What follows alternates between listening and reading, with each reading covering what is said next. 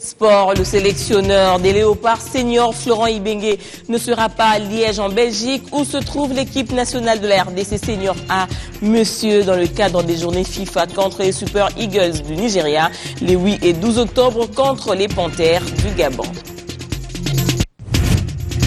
La RDC vient de réaliser des exploits dans l'atteinte des objectifs du millénaire pour le développement qui viennent de s'achever et de quoi réjouir le Premier ministre Augustin Matata Ponyo, qui reste par ailleurs optimiste quant à l'avenir.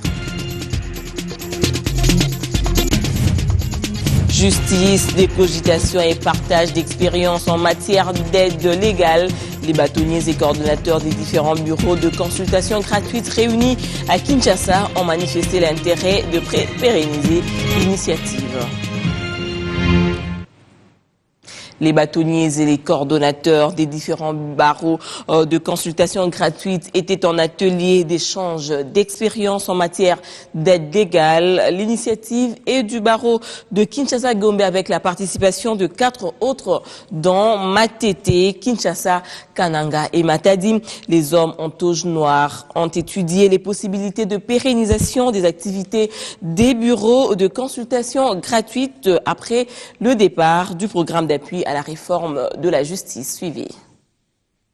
Comment capitaliser les acquis des expériences en vue de la pérennisation des activités des bureaux de consultation gratuite? La question était au centre du 10e atelier d'échange d'expériences en matière d'aide légale entre les barreaux de Kinshasa-Gombe, Kinshasa, Matete, Kananga et Matadi, lesquels barreaux sont concernés par le projet d'appui au renforcement de l'aide légale financé par le programme d'appui à la réforme de la justice. Les hommes en toge noire ont étudié les possibilités de maintenir en activité le fonctionnement du bureau de consultation gratuite, même après le départ du programme d'appui à la réforme de la justice. La grande préoccupation de cet atelier qui nous a permis de mettre en place des stratégies pour pérenniser, comme vous le savez, l'accès à l'aide légale, c'est relève de la compétence de l'État congolais. Et les barreaux ont aussi dans leur mission l'accompagnement des personnes vulnérables et indigentes. D'où nous avons estimé que nous avons bénéficié des acquis de la part de l'Union européenne en termes d'expertise, en termes de ressources humaines, en termes d'équipement, en termes de capacitation en organisation et en institutionnalisation. Maintenant, il relève de la responsabilité de chaque barreau pour pouvoir pérenniser cette œuvre.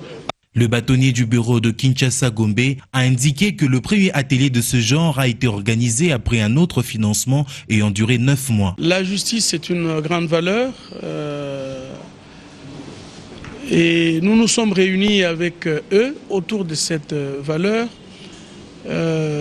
porter le message aux populations indigentes, aux populations vulnérables qui ont besoin de justice, montrer qu'il y a des bureaux au sein des barreaux qui peuvent les recevoir et trouver des solutions à leurs problèmes. Au jour d'aujourd'hui, ces bureaux sont visibles. Les avocats ont été formés pour ce faire. Il est cependant important que la République démocratique du Congo ait une loi sur l'aide légale pour permettre aux vulnérables d'avoir l'accès gratuit à la justice.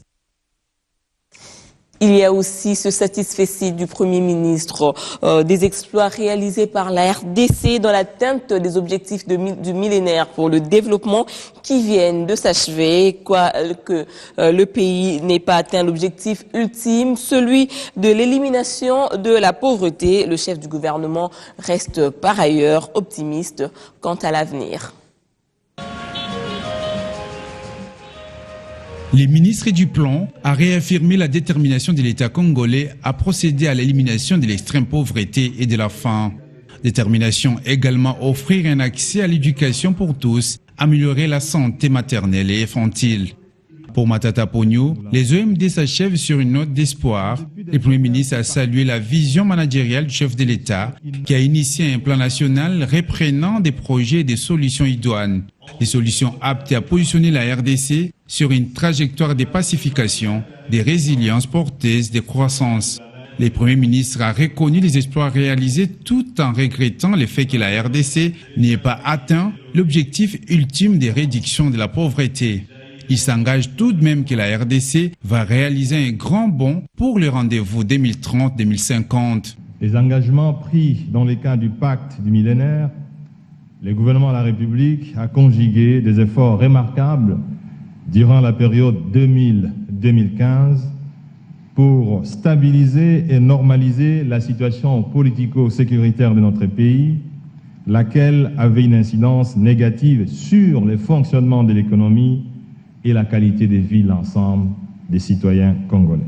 Le pays a préparé en 2012 des cadres d'accélération des OMD dans les secteurs de sécurité alimentaire, de l'éducation, de la lutte contre le VIH-Sida et le paludisme et de la mortalité infantile et maternelle.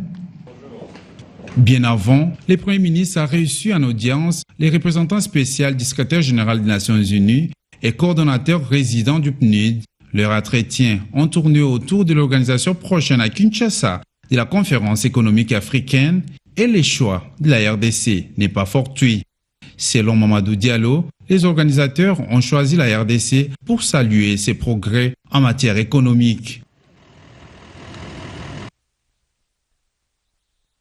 Une question de temps, on sait déjà à peu près qui y prendront part. Le cas de G7, lui, s'avère particulier. Ce groupe participera-t-il ou pas? C'est la question posée par Mamina Massengou à Félix Kabange-Numbi à l'émission Débriefing. L'homme politique ici présent de l'ECT est rassuré de la non-exclusion. À ce dialogue, est-ce que le G7 viendra ou pas? Pourquoi pas? Mais le dialogue est ouvert à tout le monde. Pourquoi refuser? Mais s'ils refusent, c'est leur problème. On ne comprend plus rien. Vous appelez au dialogue en même temps, vous vous débarrassez des gars. Au dialogue, nous n'avons pas dit, et nous n'avons jamais dit, que le dialogue, c'était pour prendre les opposants et les autres à venir rejoindre le camp de la majorité. Non, c'est pas ça. Je parle du dialogue, le forum. Mais c'est pour discuter des questions fondamentales, des questions d'actualité. Aujourd'hui, ce sont les élections, le cycle électoral, le financement des élections. Ce sont des questions très importantes que nous pensons que nous devons les décider dans un forum national. Quel bilan retenir de la riposte initiée contre les maladies démersales signalées dernièrement, notamment dans les ex-provinces du Bandundu et du Maniema? Le ministre de la Santé publique note un succès dans l'arrêt de la chaîne de contamination. Toutefois, Félix Kabange-Numbi martèle sur la nécessité de continuer à observer certaines mesures d'hygiène, également un moyen efficace dans la lutte contre le choléra, prélevé avec un taux important dans le Maniema. Je vous propose de le suivre dans cet extrait de l'émission Débriefing choisi par Cédric Eboundo. Actuellement, nous avons dépassé les 1100 cas avec environ 58 décès. Et pour le moment, il faut avouer que la riposte a été à la mesure justement de cette épidémie. Et pour le Maniema, c'est la première fois que nous avons des cas de choléra. Voilà pourquoi nous avons eu dans un premier temps beaucoup de cas de décès, tout simplement parce que la prise en charge posait problème. Mais après recyclage du personnel et renforcement des équipes présentes au niveau du Maniema, aussi bien le gouvernement que les partenaires qui nous accompagnent, nous avons pu maîtriser la situation. Il y a très peu de décès actuellement et la situation est en train d'être maîtrisée, notamment dans les deux zones de santé de Kindu ainsi que dans la zone de santé de Kailo. Et le choléra, c'est une maladie démersale. Certes, elle provient notamment du problème de l'eau potable, mais la contamination principalement, elle se fait par les mains. Donc la sensibilisation de la population suffit pour maîtriser une épidémie de choléra et bien sûr la prise en charge et l'amélioration de la desserte en eau potable. On va parler des violences du 15 septembre dernier lors du meeting de l'opposition à la place Sainte-Thérèse de Ndjili, qui serait orchestré par des autorités congolaises. Cette sorte d'accusation est de l'ONG Human Rights Watch. Dans son dernier rapport en réaction, le porte-parole du gouvernement soutient que ce rapport est une copie collée de la déclaration de l'opposition. On l'écoute. Lorsque nous lisons le rapport, il reprend mot pour mot les dénonciations que l'opposition avait faites le jour même de cette manifestation à Ndjili.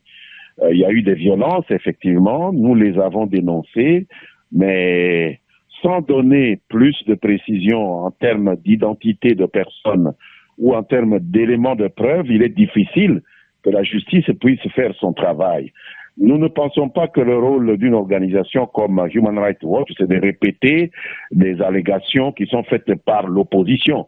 C'est comme si il y avait une volonté de pouvoir peindre un peu le tableau congolais en noir, d'autant plus que nous savons qu'à Genève se tient maintenant la Commission des droits de l'homme des Nations Unies, où certains de nos partenaires s'agitent beaucoup pour obtenir l'envoi en RDC une nouvelle mission d'un rapporteur spécial aux droits de l'homme. Alors il faut dire des choses contre le gouvernement, mais si c'est vraiment la recherche d'une vérité concernant une implication quelconque de responsables, proches du gouvernement ou pas, puisque toutes les même si elles viennent des gens qui sont proches de nous, Human Rights Watch aurait quand même fait l'effort de nous fournir des éléments documentés au lieu de répéter simplement les communiqués de l'opposition.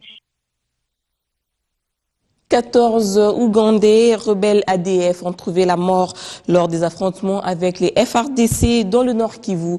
Julien Paluku, gouverneur de province, encourage l'armée loyaliste qui, d'après lui, ne cesse de monter en puissance. Erika Smissi.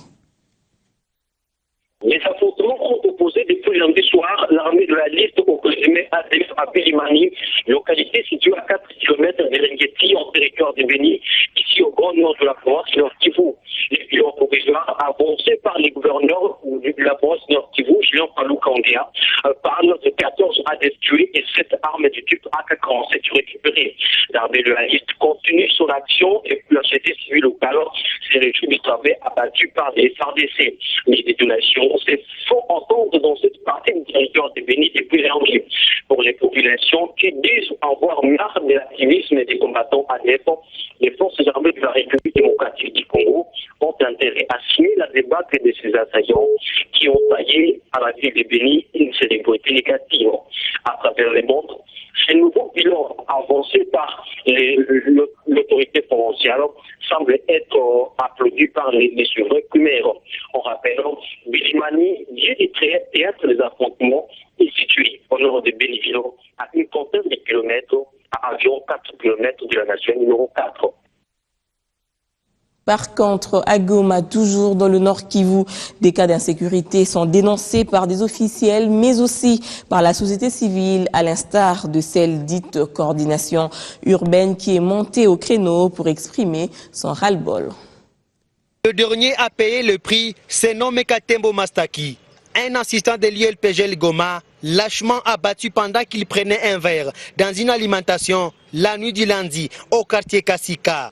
Et la nuit dernière, ce sont les habitants des 3 quartiers de la ville, Madjengo, Katoy et Kieshero, qui ont passé une mauvaise nuit, avec des coups de feu entendus pendant une bonne vingtaine de minutes. Tirés par qui? Difficile de le savoir. La nouvelle société civile coordination de Goma hausse les tons et appelle les autorités à prendre leurs responsabilités en main. Il y a des cas de balles qui sont entendus par-ci par-là dans presque 4 quartiers de la ville de Goma et on se pose encore la question, qu'est-ce qui ne va pas du point de vue sécuritaire? C'est pourquoi nous avons cru et nous continuons à croire qu'il y a des dispositions qui devraient être prises dans toute urgence. D'abord, la première disposition, c'est qu'à tout prix, il faudrait que les forces de l'ordre, les forces de sécurité soient plus omniprésentes, s'il faut le dire ainsi, pour faire comprendre que chaque quartier devrait avoir des effectifs conséquents et qui sont encore disciplinés, parce qu'il ne suffit pas seulement de tirer sans savoir pourquoi on tire, parce que ça perturbe aussi la quiétude de la population. Deuxièmement, nous voulons que la population puisse rester vraiment aux aguets, c'est-à-dire dénoncer des cas suspects qu'on peut trouver dans les quartiers différents, parce que l'ami qui a rendu l'âme, c'est-à-dire le docteur et assistant de l'Université libre des pays des Grands Lacs. Il a été trouvé là où il était en train de prendre l'air, qu'on l'a tiré à bout portant, et nous pensons qu'il est vraiment important que les forces de l'ordre s'impliquent à tout prix. Les 2 dernières semaines du mois de septembre étaient caractérisées par 6 cas de meurtre, toutes des personnes tuées par balle, ce qui prouve que Goma traverse des temps difficiles d'insécurité. Lancement hier de l'atelier de planification du projet de mise en œuvre de l'accès aux ressources génétiques et partage des avantages dans les pays de l'espace de la Commission des forêts de l'Afrique centrale, des assises qui vont se clôturer demain à Kinshasa. C'est sur cette note d'espoir que je déclare ouvert l'atelier de lancement du projet mise en œuvre de l'accès aux ressources génétiques et partage des avantages dans les pays de l'espace Comefag. C'est parti pour près de 2 jours de cogitation pour la mise en œuvre d'accès aux ressources génétiques. Un vaste projet visant le partage équitable des avantages entre les pays membres de la Commission de forêt d'Afrique centrale. L'espace regorge une richesse exceptionnelle en forêt dense et humide sur une superficie évaluée à près de 200 millions d'hectares. L'accueil de ces assises, une fierté pour la République démocratique du Congo qui émet le vœu de voir cet atelier contribuer davantage à l'amélioration de conditions socio-économiques. L'Afrique centrale opte pour une approche coordonnée de la mise en œuvre de ces projets.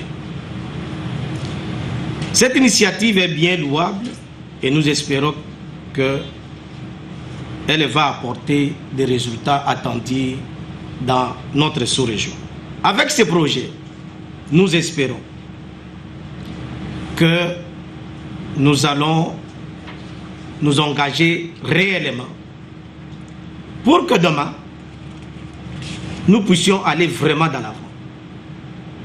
Et surtout que le protocole de Nagoya concerne en tout pour tout nos communautés qu'à tout moment, nous parlons, nous défendons, nous discutons pour les changements de mode de vie. Un cadre stratégique du projet créé, une carte de groupe cible élaborée, les besoins de formation identifiés, ainsi qu'un plan de travail annuel incluant les activités régionales, nationales et locales mises en œuvre, tels sont les résultats attendus au terme de cette rencontre. Parlons habitat, se loger décemment et finalement question des moyens. Des belles villas font des quartiers qui s'érigent en nouvelles villes dans la ville. C'est la nouvelle architecture qui est de l'esprit de créativité des ingénieurs congolais dont les œuvres changent la vision de Kinshasa. Kinshasa, comme la plupart des grandes villes du monde, est une agglomération à 1000 visages. Si les communes populeuses souffrent des habitations qui n'offrent des capacités limitées, les booms immobiliers est en train de donner une autre image à la capitale, la RDC. Les anciennes constructions disparaissent en lieu et place d'une architecture impressionnante. Œuvre de l'ingéniosité des jeunes Congolais, ingénieurs qui sortent de l'Institut supérieur d'architecture et d'urbanisme de Kinshasa, ainsi que des techniciens formés à l'Institut du bâtiment et des travaux publics. Cette modernisation qui s'installe pose pourtant un sérieux problème de culture d'habitat. La ville se transforme à un rythme accéléré. Il est donc nécessaire que la loi sur l'urbanisme s'applique avec rigueur. En sport, les Léopards seniors de la RDC sont à Liège en Belgique dans le cadre des journées FIFA où ils devront jouer contre les Eagles du Nigeria le 8 et 12 octobre contre les Panthères du Gabon. Florent Ibenge justifie son absence et parle de son programme. Quant au CHAN 2016, il est au micro de Belinda Odia. Non, ils vont bien, je suis en contact permanent, donc voilà, ils se préparent tranquillement, il va avoir l'entraînement tout à l'heure, je viens de discuter encore il y a 10 minutes avec celui que j'ai mandaté là-bas, c'est-à-dire Christian Sengibiembe, pour caler les entraînements, et puis voilà, tout se passe bien. Ne pouvant pas être là, donc j'ai mandaté Christian Sengibiembe et Eric Chibassou pour me remplacer, parce qu'ils sont les entraîneurs nationaux. Entraîneurs de moins de 23 ans et moins de 17 ans. Donc ils vont pouvoir faire cette tâche-là en mon absence et celle de Mouini Zahir. Ça se trouve un petit peu comme le cas que j'ai pu avoir à Marbella, c'est-à-dire que les entraîneurs nationaux à l'époque n'avaient pas pu voyager. Donc on m'avait demandé de pouvoir représenter l'équipe nationale du Congo contre la France, donc c'est ce que j'ai pu faire à cette époque-là. Il se trouve que c'est la première fois où il y a un petit chevauchement entre V-Club et l'équipe nationale. Donc on a un match avec V-Club contre des rings qui se déroulent le 11. Et ensuite, il y a la préparation du Chan. Le match le plus important, c'est ce match-là du Chan. Donc on ne pouvait pas, le 18. Donc on a privilégié de tout donner par rapport à ce match du Chan, parce que ça se joue en aller-retour et pour pouvoir se qualifier, pour ne pas rater cette phase finale. C'est pas d'aujourd'hui qu'on est en train de scruter les joueurs qui jouent au pays, c'est pas d'aujourd'hui. Depuis longtemps, on a mis un accent particulier aussi sur la Coupe du Congo. Moi, je joue la Lina Foot, Zahira joue la Lina Foot, Raoul Shungu joue la Lina Foot, Chico Mukeba joue la Lina Foot. Donc, on est quand même 4 observateurs de ce championnat. Donc, je pense qu'à 4, on connaît quand même les meilleurs joueurs qui jouent dans ce championnat. Mondial U-20, les Léopards Dames Juniors sont en principe à Abuja où elles vont affronter les Super Falcons du Nigeria en match retour du 3e tour des éliminatoires du Mondial Nouvelle-Guinée-Papouasie 2016. La victoire avec 2 buts d'écart est impérative pour ouvrir la porte du Mondial 2016.